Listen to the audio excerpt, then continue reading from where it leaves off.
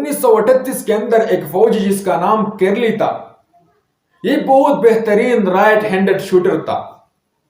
और केरली का एक एम था, एक गोल था कि 1940 में जो ओलंपिक्स होने वाले हैं मैं उसमें अपने राइट हैंड को दुनिया का बेस्ट शूटिंग हैंड बनाऊंगा।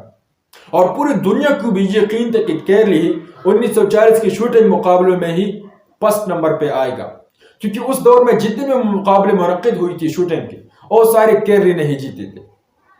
लेकिन चूंकि वो एक फौजी था तो एक दफा एक ट्रेनिंग कैंप लग गया फौजियों का, और केरली के राइट हैंड में एक ग्रेनेड पड़ गया और उसका राइट हैंड जाया हो गया। अभी केरली के पास दो रास्ते थे, दो ऑप्शंस थे। एक ही कि वो मुसलसल रोता रहे लूजर्स की तरह और खुद को डिप्रेशन का शिकार बनाए, और दूसरा रास्ता उसके पास ये था कि वो विनर्स की तरह सोचे कि जो है उस पे काम करो, जो गया सो वो ऐसे भी गया, वो कभी वापस नहीं आता। और उसने विनर्स वाला काम किया और अपने लेफ्ट हैंड पे काम किया। उसने अपने लेफ्ट हैंड पे मुसलसल 1 साल सख्त काम किया, और 1939 के अंदर नेशनल शूटिंग की नेशनल चैंपियनशिप मुनक्किद हुई। सारे शूटर्स आए थे और केरली भी ही मैदान में पहुंच गया।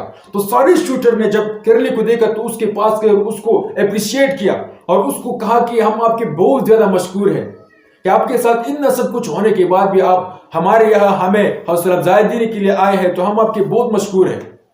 तो केरली ने मुस्कुराकर उनसे कहा कि हम यहाँ आपको अप्रिशिएट करने, आपको हौसला अफजाई के लिए नहीं आए हैं, हम यहाँ आपसे मुकाबला करने के लिए आए हैं, तैयार हो जाओ। सारे तैयार हो गई, सारों ने अपने राइट हैंड से शूटिंग की, फायरिंग की। लेकिन केरली ने जिसने सिर्फ 1 साल अपने लेफ्ट हैंड पे काम किया था, उसने लेफ्ट हैंड से फायरिंग की। और मुकाबला कौन जीता?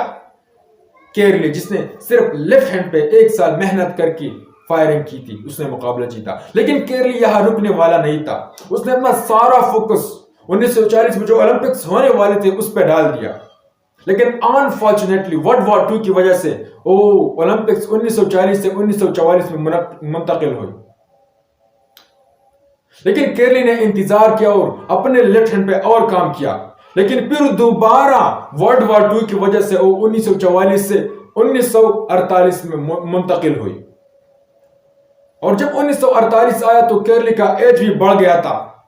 अब नए नए खिलाड़ी आए थे, तो केरली के लिए मुकाबला थोड़ा मुश्किल हो गया था। लेकिन केरली की डिक्शनरी में मुश्किल नाम का कोई लफ्ज था ही नहीं, और उसने मुकाबला स्टार्ट किया। सारी जो कंपीटिटर्स आए थे उन सब ने अपने राइट हैंड से फायरिंग की और केरली ने अपने लेफ्ट हैंड से फायरिंग की, और मुकाबला कौन जीता? फिर केरली नहीं जीता। और केरली अब भी रुकने वाला नहीं था। उसने अपना सारा फोकस 1952 के ओलंपिक्स पे डाल दिया, और 1952 में जब ओलंपिक्स हुई तो उसमें भी गोल्ड मेडल केरली ने ही जीता। इस कहानी से हमें पता चलता है कि आपके पास जो है उस पे काम करे, ना कि उस पे जो आपके पास नहीं है। और जिस तरह नेल्सन मंडेला ने खूब फरमाया है, forgot your past and focus on your future. अपने माजी को भूलो और अपने फ्यूचर पे, अपने मुस्तकबिल पर फोकस करो, तवज्जो दो। वस्सलाम।